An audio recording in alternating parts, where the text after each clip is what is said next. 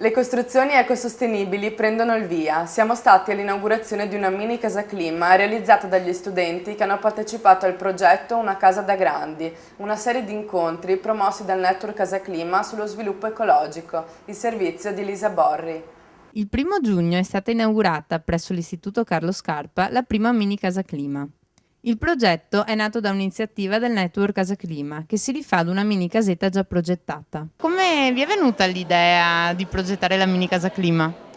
In realtà non ci è venuta proprio a noi, ma l'abbiamo presa da un progetto già realizzato a Vipiteno, in Alto Adige, da una scuola media, una terza scuola media di Vipiteno, che ha realizzato una mini casetta tipo questa su progetto di un professionista, un consulente Casa Clima. Noi abbiamo preso quest'idea cercando di ampliarla e allargarla, coinvolgendo le imprese artigiane che hanno realizzato in prima persona proprio la casetta e coinvolgendo anche altre scuole, ossia il progetto è stato fatto dall'Istituto Tecnico per Geometri e la realizzazione è stata data alle scuole medie del territorio. I protagonisti della mini casa clima sono state non solo alcune aziende, ma soprattutto gli istituti di San Donà e Musile di Piave. Siamo stati coinvolti dall'architetto Montagnier, che è la presidente di Casa Clima, allora componente del nostro consiglio d'istituto.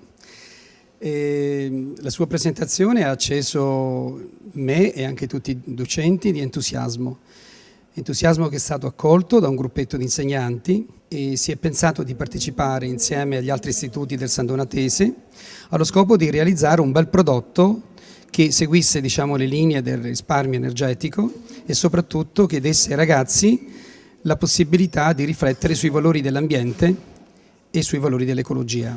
L'Istituto Romolo Honor ha partecipato al progetto Network Casa Clima specializzandosi in quello che è l'architettura del progetto. Sì, in pratica nel nostro istituto hanno costruito, messo su la casa. Hanno collaborato in questo lavoro sia i nostri ragazzi, il professor Puppini in particolare che ha diretto i nostri ragazzi, soprattutto hanno imparato cose molto importanti circa la costruzione di una casa a basso consumo ed è stata molto formativa per i nostri ragazzi. Alla realizzazione del progetto hanno partecipato con molto entusiasmo i ragazzi delle varie scuole che non solo hanno imparato a sviluppare una casa ecosostenibile, ma hanno anche partecipato attivamente alla realizzazione del plastico. È una didattica completamente diversa da quella tradizionale che naturalmente vede principalmente uno studio teorico e poi che rimane fine a se stesso perché non vede sostanzialmente la propria applicazione. Qua invece siamo partiti appunto da presupposti teorici per forza, ma che hanno visto immediatamente la propria applicazione.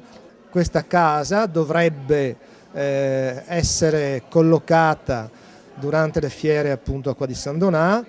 Credo a giugno la Confcommercio realizzi il progetto del cubo di ghiaccio e quindi questa casetta dovrebbe ovviamente in qualche modo apparire anche in quel caso.